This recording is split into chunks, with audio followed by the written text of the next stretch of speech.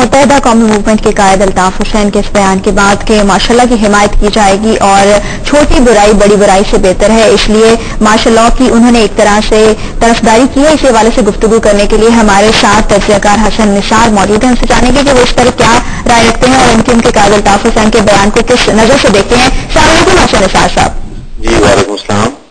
یہ بتائیے گا حسن نثار صاحب، جس طرح سے کہ ایم کیو ایم کے قائد الطاف حسین نے ایک طرح سے فوج کی حمایت کی ہے اور ایک نئی بحث کا آغاز ہو گیا ہے، سیاسی قائدین بھی اس کو مختلف نظر سے دیکھ رہے ہیں، کچھ کا کہنا ہے کہ یہ آئین سے انحراف ہے، عوامی خواہشات کا آئینہ دار نہیں ہے، جبکہ کچھ اس کو سپورٹ بھی کر رہے ہیں، تو آپ کس طرح سے دیکھتے ہیں؟ کیا ایک نئی بحث کا آغاز ہو گیا، ایک نیا دور شروع ہونے جا رہا ہے کیا؟ نیا دور کا تو مجھے نہیں پتا ہے، میں یہ بات گزشتہ سال 1.5 سال سے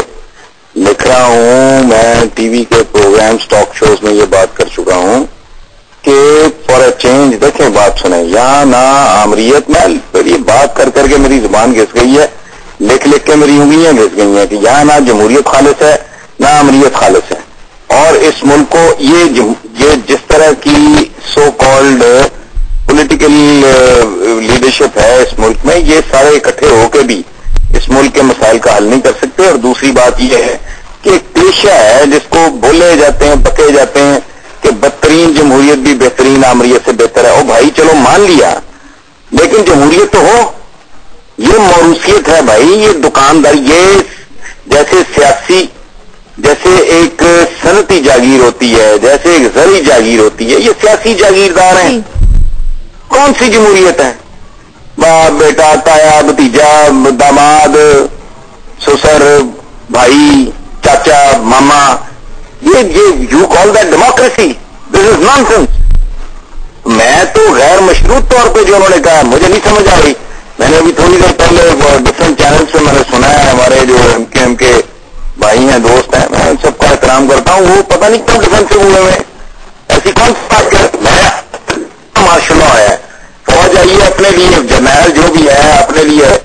اپنی وجوہات کی بنیاد پہ ہے، یا اس لیے کہ ملک کو انہوں نے بالکل سیاست ستیاناش کر کے رکھا ہوا۔ جس طرح سے آپ نے بھی کہا کہ جمہوریت بھی برائے نام جمہوریت دکھائی دیتی ہے، لیکن بہرحال آمریت سے تو جمہوریت بہتر ہوتی ہے، تو کیا فوج کے آنے سے آپ کیا سمجھتے کوئی بہتری آئے گی؟ بہرحال آمریت کی ایک صورت تو ہے فوج کا بھی ملک میں آنا، اس بارے میں بات نہیں، آپ پلیز میرے جملوں کو ڈسٹارٹ نہ کریں، آپ برائے نام کی بات کر رہی ہیں، میں کہہ رہا ہوں جسے جمہوریت اس ملک میں کہا جاتا ہے وہ جمہوریت سرے سے ہے ہی نہیں، وہ سیاستدانوں کی آمریت ہوتی ہے، چند مخصوص خاندانوں کی آمریت ہوتی ہے، باقی رہ گیا مارشل لاء کا یا فوج کا، فوج اگر آج تک عوام کے لیے نہیں آئی،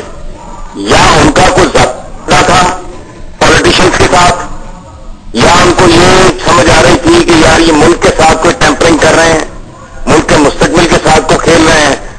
کوئی انڈیا کے ساتھ کو ضرورت سے زیادہ یہ رومانس بڑھا رہے ہیں، وہ آج تک اس ملک میں فوج نہیں آئی اس بنیاد پہ کہ عوام کا حال بد سے بدتر ہو رہا ہے، عوام کو ریلیف دینا ہے، عوام کو پروٹیکشن دینی ہے، ان کی بھلائی اور بہتری کرنی ہے، یہ ایجنڈا لے کے یا اس وجہ سے کہہ لیں فوج اس دفعہ بھی نہیں آئی،